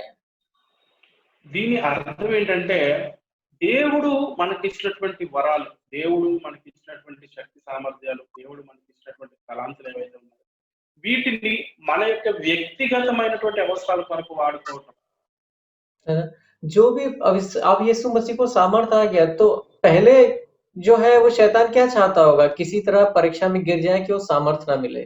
अब जब सामर्थ मिल गया तो ये चाहता है कि इस सामर्थ को गलत रूप से इसका इस्तेमाल करे। చూడండి సాతాను మొట్టమొదటిగా ఏం చూశాడు? దేవుడు ఇచ్చేటువంటి సామర్థ్యము ఎలాగైనా సరే ఆయన పొందుకోకూడదు, ఇష్టం వారు పొందుకోకూడదు అనే విధంగా శోధించాడు. ఎప్పుడైతే ఆ శోధనలో యేసుక్రీస్తు వారు విజయం పొందారో ఆయన సామర్థ్యాన్ని పొందుకున్నారు, ఆత్మాభిషేకాన్ని పొందుకున్నారు. ఇప్పుడు ఆయన పొందుకున్నటువంటి అభిషేకము అది తప్పుడు విధానంలో ఉపయోగించబడాలి, లేకపోతే అది వేరే విధంగా అది ఉపయోగించబడడానికి నేను ప్రేరేపిస్తున్నారు. एक बार पहला कुरिन्थियोस के 12वें अध्याय पे जाते हैं। మొదటి కొరింథీయులకు రాసిన పత్రిక 12వ అధ్యాయం నుండి రండి ఒకసారి. और यहाँ पे लिखा हुआ है पवित्र आत्मा के वरदानों के बारे में।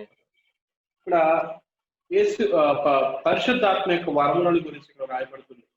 पहली आयत में लिखा है भाइयों मैं नहीं चाहता कि तुम आत्मिक वरदानों के विषय में अज्ञात रहो। 12వ అధ్యాయం మొదటి వచనంలో పౌలు ఇలా అంటున్నాడు, మరియు సహోదరులారా ఆత్మ సంబంధమైన వరములను గురించి మీకు తెలియకుండా నాకు ఇష్టం లేదు.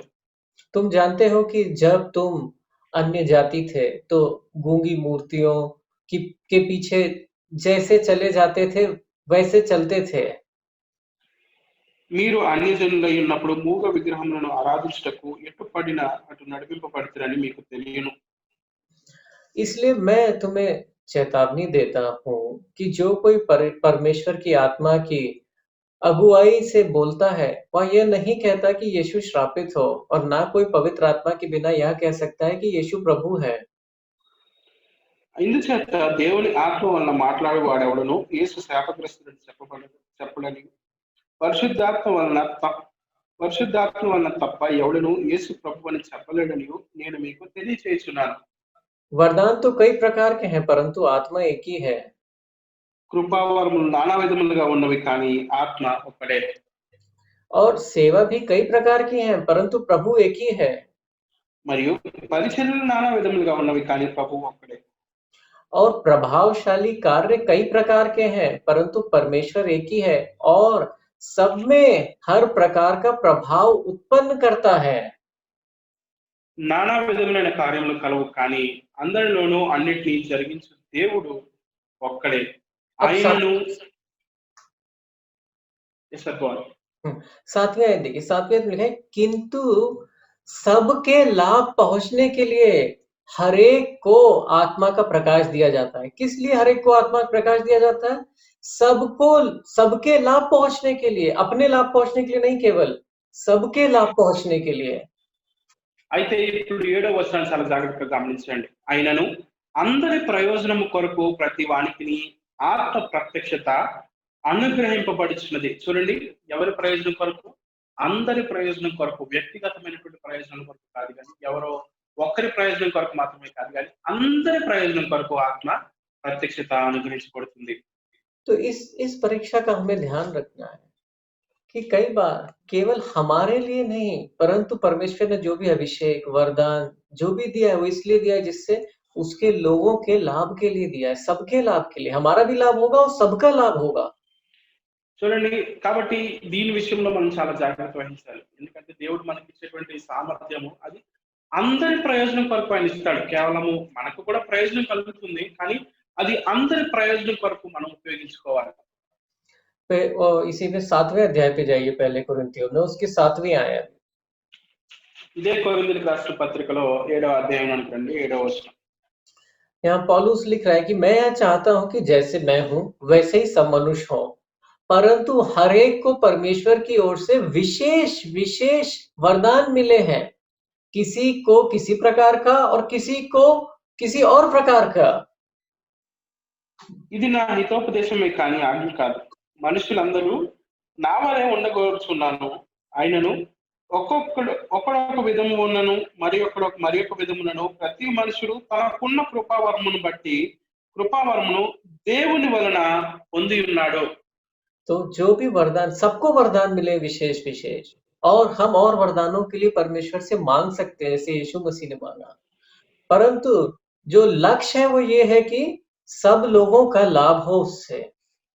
కాబట్టి దేవుడు ప్రతి ఒక్కరికి కూడా వేరు వేరైనటువంటి కృపావరములు ఇచ్చాడు. వేరు వేరు కృపావరాలు ఆయన అనుగ్రహిస్తాడు. అయితే వాటన్నిటి యొక్క ఉద్దేశము ఒకటే. అదేంటంటే అవన్నీ కూడా అందరి ప్రయోజనం కొరకు ఉపయోగించాలి.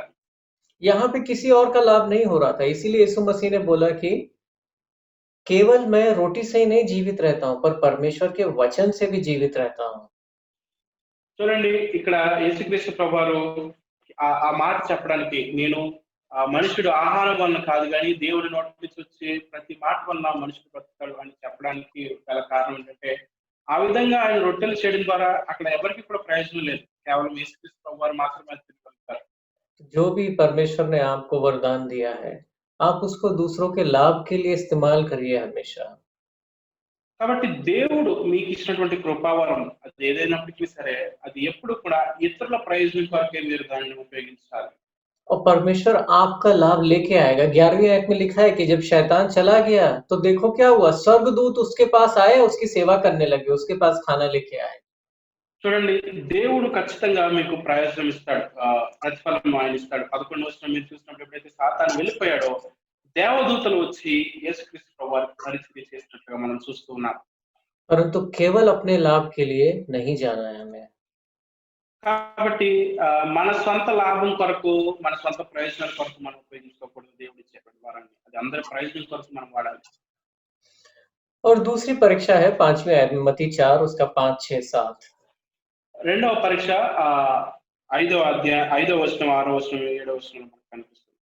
वहां लिखा है तब शैतान पवित्र नगर में आया और उसको एक मंदिर के कंगूरे पे खड़ा किया और बोला कि यहाँ से कूद जाओ, क्योंकि ऐसा लिखा है कि परमेश्वर के स्वर्गदूत आकर तुम्हें हाथों हाथ उठा लेंगे और तुम्हारे पांव को एक ठोकर भी नहीं लगने देंगे। అంతటా అపవాది పరిశుద్ధ పట్టణంనకు ఆయనను తీసుకుని పోయి దేవాలయ శిఖరంలో ఆయన నిలవబెట్టి, నీవు దేవుని కుమారుడు అయితే కిందకి దుంకుము, ఆయన నిన్ను గూర్చి తన దూతలకు ఆజ్ఞాపించును, నీ పాదం ఎప్పుడైనా రాతికి తగలకుండా వారు నిన్ను చేతులతో ఎత్తుకొందరు అని వ్రాయబడి ఉన్నదని ఆయనతో చెప్పాను. और फिर यीशु मसीह ने एक दूसरी आयत बोली और बोला कि नहीं, ऐसा भी लिखा है कि परमेश्वर की परीक्षा ना कर। చూడండి అప్పుడు ప్రభు వారు ఈ విధంగా చెప్పారు, జవాబు చెప్పారు. ఏమని జవాబు చెప్పారు? ప్రభు అయిన నీ దేవుణ్ణి శోధింపవలదని మరొక చోట రాయబడి చూసుకో అని చెప్పారు. तो कई बार एक ही आयत में सारा सारा सत्य नहीं है, दूसरी आयत भी देखनी है। वो दोनों आयत मिला के उस सिचुएशन में, उस परिस्थिति में क्या सत्य है पता चलता है। చూడండి కేవలము ఆ వాక్యాన్ని మాత్రమే మనము ఒక వాక్యం మీద ఆధారపడి ఆ పరిస్థితిని చూడకూడదు. ఆ వాక్యం ఉన్నటువంటి సందర్భాన్ని కూడా మనం చూడాలి. तो यहाँ पे इस परीक्षा में क्या था, इस परीक्षा में वो यीशु मसीह को मंदिर में ले गया। वहां बहुत भीड़ थी, बहुत लोग थे मंदिर में, और बिल्कुल ऊंचे पे खड़ा किया। చూడండి ఇప్పుడు ప్రభు వారిని శోధకుడు మందిరానికి తీసుకెళ్ళాడు. ఆ మందిరం చాలా మంది ప్రజలతో నిండి ఉంది. ఆ మందిరంలో ఉన్నతమైనటువంటి స్థానానికి, అంటే ఎత్తైనటువంటి స్థలానికి యేసు ప్రభువు తీసుకెళ్ళాడు శోధకుడు. और फिर ऐसा कुछ करने को उकसाया जिससे यीशु मसीह का नाम बढ़े अपने आप। मतलब ऐसा कोई स्पेक्टेकुलर, ऐसा बिल्कुल अचंभे वाला काम करने को बोला नहीं कि तुम यहाँ से कूद जाओ तो देखो सब लोग को कैसा लगेगा, तुम बच जाओगे। చూడండి ఇప్పుడు శోధకుడు మరొక విధమైనటువంటి శోధనను ఆయన ముందు పెడుతున్నాడు, ఆయనను ప్రేరేపిస్తున్నాడు. ఇంతమంది జనం ఉన్నారు, నువ్వు కనుక ఇక్కడ ఒక అద్భుతం చేసినట్లయితే నీకు ఎంతో గొప్ప పేరు ప్రతిష్టలు వస్తాయి. నువ్వు ఇక్కడ నుంచి దూకినట్లయితే దేవుడు వాక్యం చెప్పుకుంటే కాపాడబడతావని చెప్పి, కాబట్టి వాళ్ళందరూ నిన్ను ఎంతో గణపరుస్తారు అని ప్రేరేపిస్తున్నట్లుగా మనం చూస్తున్నాం. तो ये परीक्षा जो वो है कि जब परमेश्वर ने जो हमें अभिषेक दिया है, जो सामर्थ दिया है, जो वरदान दिया है, उससे हम अपना नाम बढ़ाएं। ఈ పరీక్ష ఏంటంటే ఇది దేవుడు మనకిచ్చినటువంటి వరం, దేవుడు మనకిచ్చినటువంటి సామర్థ్యము ఏదైతే ఉందో దాని ద్వారా మనం పేరు సంపాదించుకోవడానికి ప్రేరేపించేటువంటి శోధన ఇది. ऐसा कुछ करें कि मतलब दूसरों की निगाह में हम ऊपर बढ़ें। అంటే ఇది ఎలాంటిదంటే ఇతరుల దృష్టిలో మనం ఈ పని చేయడం ద్వారా మనకు పేరు వచ్చేటువంటి పెద్ద శోధన ఇది. परंतु यीशु मसीह ने बोला नहीं, ऐसा नहीं है। और परमेश्वर का नाम है जो ही केवल योग्य है ऊपर उठने के लिए।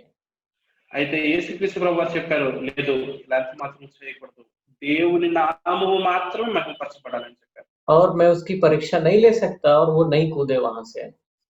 నేను ఈ శోధనలో నేను ప్రవేశించను అని ఆయన అక్కడ నుంచి వెళ్ళిపోయారు, లేదా అక్కడి నుంచి ఆ విధంగా చేయడానికి ఆయన ఇష్టపడలేదు, ఆ పై నుంచి దూకడానికి. तो ऐसी परीक्षाएं हमारे जीवन में भी आएंगी। एक बार आपको याद होगा, बहुत लोग ले जाके यीशु मसीह को राजा बनाना चाहते थे, परंतु यीशु मसीह को पता था कि ये परमेश्वर की इच्छा नहीं है, तो उन्होंने ऐसा नहीं करने दिया। చూడండి ఇటువంటి శోధనలు మన జీవితాల్లో కూడా అనేకములుగా మనం ఎదుర్కొంటూ ఉంటాం. చూడండి ఒకసారి యేసుక్రీస్తు ప్రభువు జీవితంలో జరిగిన విషయం మనకు తెలుసు కదా. అక్కడ ఉన్నటువంటి ప్రజలందరూ కూడా ఆయనను తీసుకుని వెళ్ళి ఆయనను రాజుగా చేయాలి అని చూశారు, కానీ యేసుక్రీస్తు ప్రభువుకి తెలుసు అది దేవుని చిత్తం ఎంత మాత్రం కాదని చెప్పి. और प्रेरितों के काम में हम पढ़ते हैं कैसे, मतलब आप देखें तो पतरस और यूहन्ना के साथ भी ऐसी परीक्षा का समय आया था। प्रेरितों का काम उसका 3रा अध्याय। చూడండి పేతురు యోహానులకు కూడా ఇటువంటి సంఘటన జరిగింది. అపోస్తలుల కార్యం 3వ అధ్యాయంలో మనం ఆ సంఘటన చూస్తాం. जब उन्होंने एक जन्म से लंगड़े को, जो वहां मंदिर के पास भीख मांगता था, बैठा था, उसको चंगाई दी कि वो उछल कर खड़ा हो गया, चलने लगा, फिरने लगा, कूदने लगा।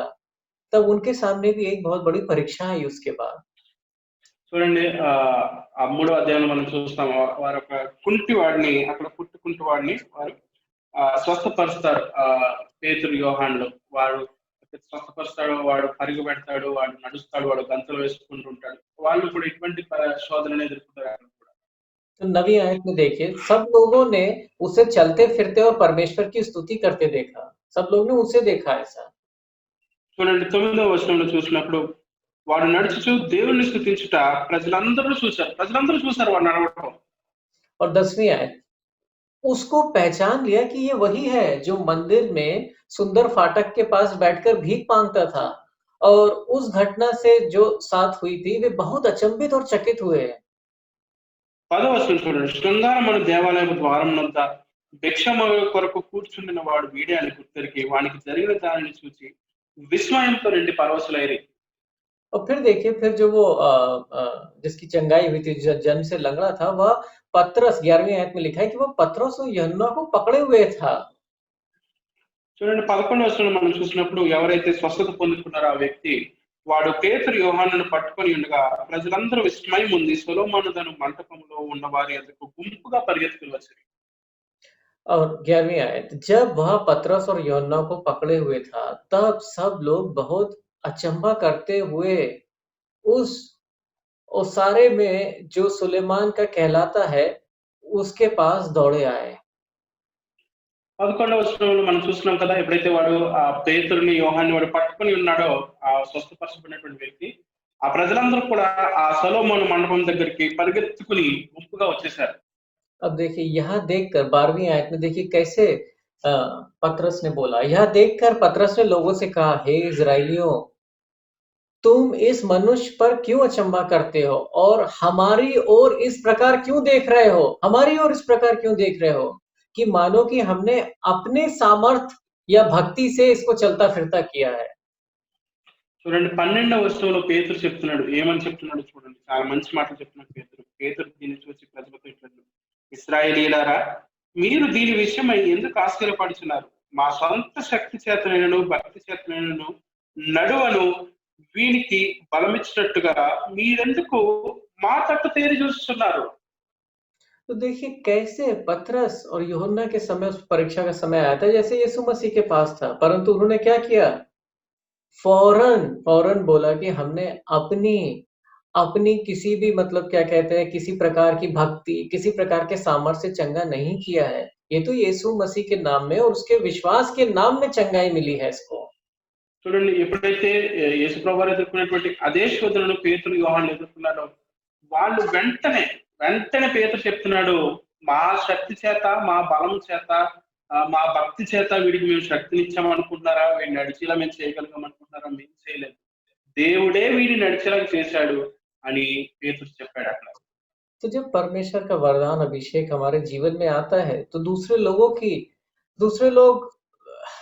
दूसरे लोग ऐसा सोचने लगते हैं कि वो हमने किया है, परंतु हमारी ये रिस्पॉन्सिबिलिटी है कि हम उन्हें बताएं, ये हम नहीं, ये परमेश्वर का अनुग्रह है, परमेश्वर का वरदान है। కాబట్టి ఇతరులు మనం చేసేటువంటి పనులను బట్టి ఇతరులు మన వైపు చూస్తున్నప్పుడు లేకపోతే మన శక్తి చేత మన భక్తి చేత మనం ఇలా చేసేస్తున్నాము అని మన వైపు చూస్తున్నప్పుడు మనం చెప్పవలసినటువంటి బాధ్యత మన మీద ఉంది. అదేంటంటే ఇది నేను కాదండి చేసింది, ఇది దేవుని కృప వలన నేను ఇలా చేయగలుగుతున్నాను, దేవుడే దీనిని చేయిస్తున్నాడు అని మనం చెప్పేలా ఉండాలి. अब हम आगे जाते हैं, तीसरी परीक्षा देखते हैं। 8, 9, 10 अध्याय आयत में है, मत्ती उसके चौथे है। మూడవ పరీక్ష మనం చూద్దాం 8, 9, 10 వచనాలు. और फिर शैतान उसे एक बहुत ऊंचे पहाड़ पर ले गया और सारे जगत के राज्य और उसका विभव दिखाया और उसे बोला कि अगर तू मुझे प्रणाम कर ले तो ये मैं तुझे सब दे दूंगा। మరలా అపవాది మిగ్గుల ఎత్తైన ఒక కొండ మీదకి ఆయనను తీసుకొని పోయి ఈ లోక రాజ్యములన్నిటినీ వాటి మహిమను ఆయనకు చూపి. तो यीशु मसीह को पता था कि ये जो राज्य हैं, ये सब उन्हीं के हैं। యేసుక్రీస్తు ప్రభు వారికి తెలుసు ఈ రాజ్యాలన్నీ కూడా ఆయనవే అని చెప్పి. परंतु वो कैसे उसे पाएंगे? परमेश्वर की इच्छा थी कि वो क्रूस पे जाके अपने आप को योग्य दिखा के वो राज्य प्राप्त करें, परंतु शैतान एक शॉर्टकट, एक दूसरा तरीका बताना चाहता था कि अगर तुम ये कर लो तो तुम्हें ये जल्दी मिल जाएगा। యేసుక్రీస్తు ప్రభు వారు ఈ లోక రాజ్యాలన్నీ సంపాదించడం దేవుని చిత్తం. అయితే అది ఎలా సంపాదించాలంటే సిలువ ద్వారా సంపాదించాలి కానీ మరొక విధంగా కాదు. కానీ సాతాను ఇక్కడ ఏం చేస్తున్నాడు, ఒక షార్ట్ కట్ చూపిస్తున్నాడు, ఒక సులువుగా ఈ లోక రాజ్యాలను నువ్వు సంపాదించేసుకుంటావు, నాకు నమస్కారం చేస్తే చెప్తున్నాడు. ये कई बार हमारे साथ भी ऐसा होता है ना कि किसी तरीके का अगर हम कोई कॉम्प्रोमाइज, कुछ मिलावट कर लें इस तरीके की, तो हम उस चीज को प्राप्त कर सकते हैं। మన జీవితాల్లో కూడా చాలా సార్లు ఇటువంటిది జరుగుతుంది కదా. ఏదైనా ఒక విషయంలో ఆ విషయంలో కనుక మీరు రాజ్యపడిపోతే మీకు అది వచ్చేస్తుంది, ఈ విషయంలో రాజ్యపడితే మీకు ఈ లాభం వస్తుంది అని కొన్నిసార్లు మనకు కూడా అనేక విషయాల శోధనలు ఎదురవుతుంటాయి. तो यीशु मसीह ने बोला कि नहीं, मैं तुम्हारे पीछे घुटने नहीं टेकूंगा, प्रणाम नहीं करूंगा। परमेश्वर को ही प्रणाम करूंगा और उसकी ही उपासना करूँगा और परमेश्वर अपने समय में ये देगा। చూడండి అయితే ప్రభు వారు చెప్పినటువంటి మాట సాతానుతో లేదు. నీ దేవునికి నేను ప్రభువుకి తప్ప దేవునికి తప్ప నీకు అసలు ఎంత మాత్రం కూడా నేను మొక్కను. నేను దేవుడినే సేవిస్తాను, దేవుడినే మొక్కుతాను, దేవుడినే ఆరాధన చేస్తాను తప్ప నీకు ఎంత మాత్రం కూడా సాగిలపడేటువంటి వీలు లేదు అని ప్రభు వారు చెప్పారు. नहीं, आपको याद होगा प्रेरितों के काम के 8वें अध्याय में एक मनुष्य के बारे में लिखा हुआ है, शमौन नाम के मनुष्य के बारे में, जो टोना करके समारिया के लोगों को चकित करता था। చూడండి అపోస్తల కార్యం గ్రంథం 8వ అధ్యాయంలో మీకు గుర్తున్నట్లయితే అక్కడ గారడి వాడైనటువంటి సీమోను గురించి మనకు తెలియజేయబడుతుంది కదా. వాడు గారడి విద్య చేస్తే అక్కడ ఉన్నటువంటి ప్రజలందరినీ కూడా ఆశ్చర్యానికి గురి చేస్తూ ఉండేవాడు.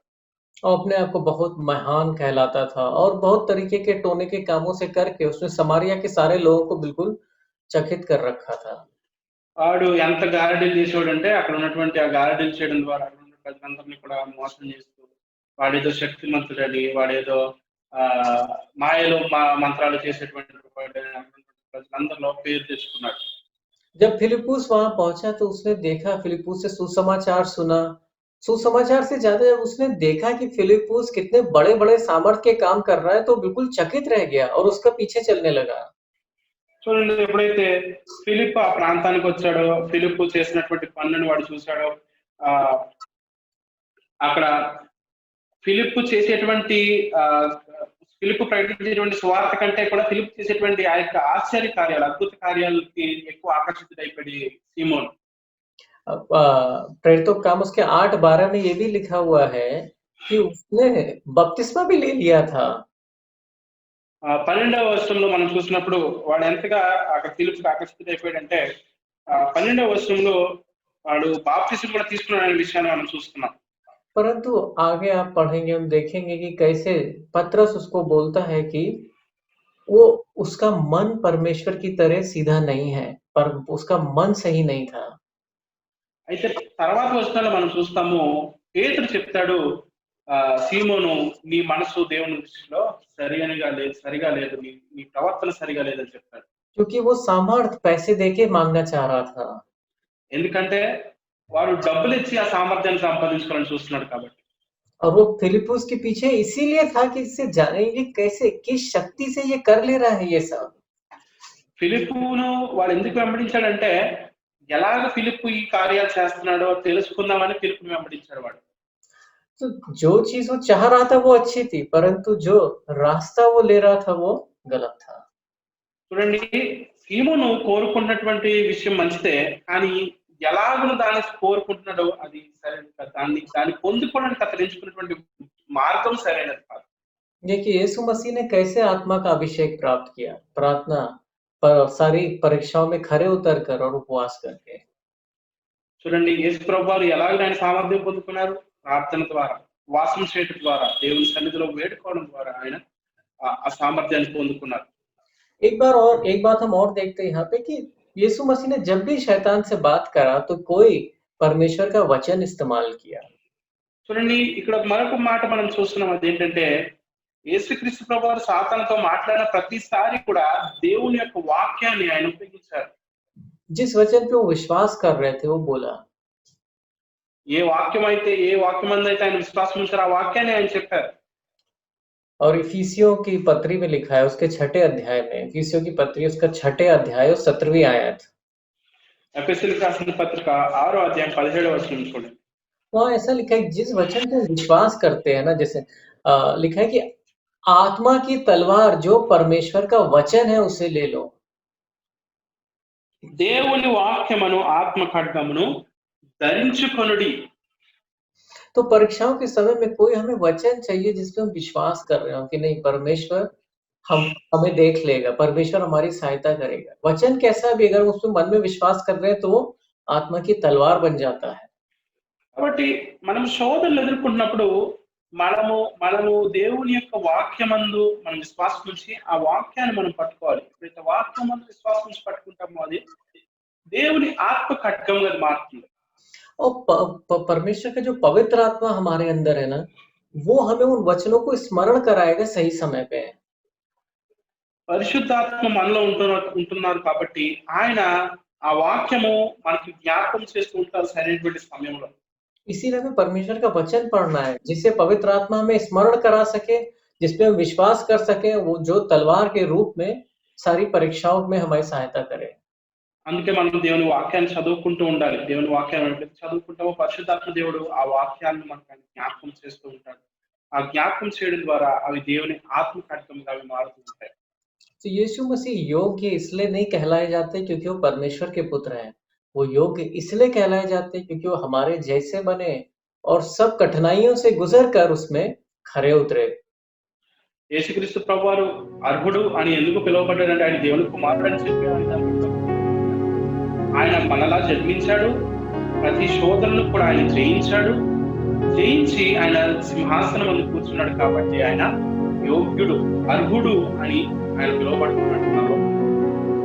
आइए प्रार्थना करेंगे। రండి ప్రార్థన చేసుకుందాం. हमारे स्वर्गीय पिता, हम आपके सामने आते हैं, आपका धन्यवाद देते हैं जो नया जीवन आपने हमें दिया अपने पुत्र यीशु मसीह के लिए।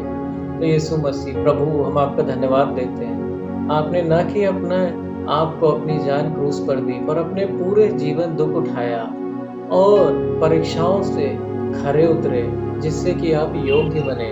आप योग्य हैं, आप महान हैं। हम आपकी आराधना करते हैं और आपसे प्रार्थना करते हैं कि आप हमारे जीवन में पवित्र आत्मा का अभिषेक और सामर्थ और वरदान भरें और हमें ऐसा मन दें कि वो हम आपके लोगों के लाभ के लिए और आपके नाम की महिमा के लिए इस्तेमाल करें। ये प्रार्थना आपके बेटे यीशु मसीह के नाम मांगते हैं। आमीन। ఆమేన్. हमारे परमेश्वर प्रेम, पिता का प्रेम और यीशु मसीह का अनुग्रह और पवित्र आत्मा की सहभागिता हम सबके साथ सदा बनी रहे। आमीन।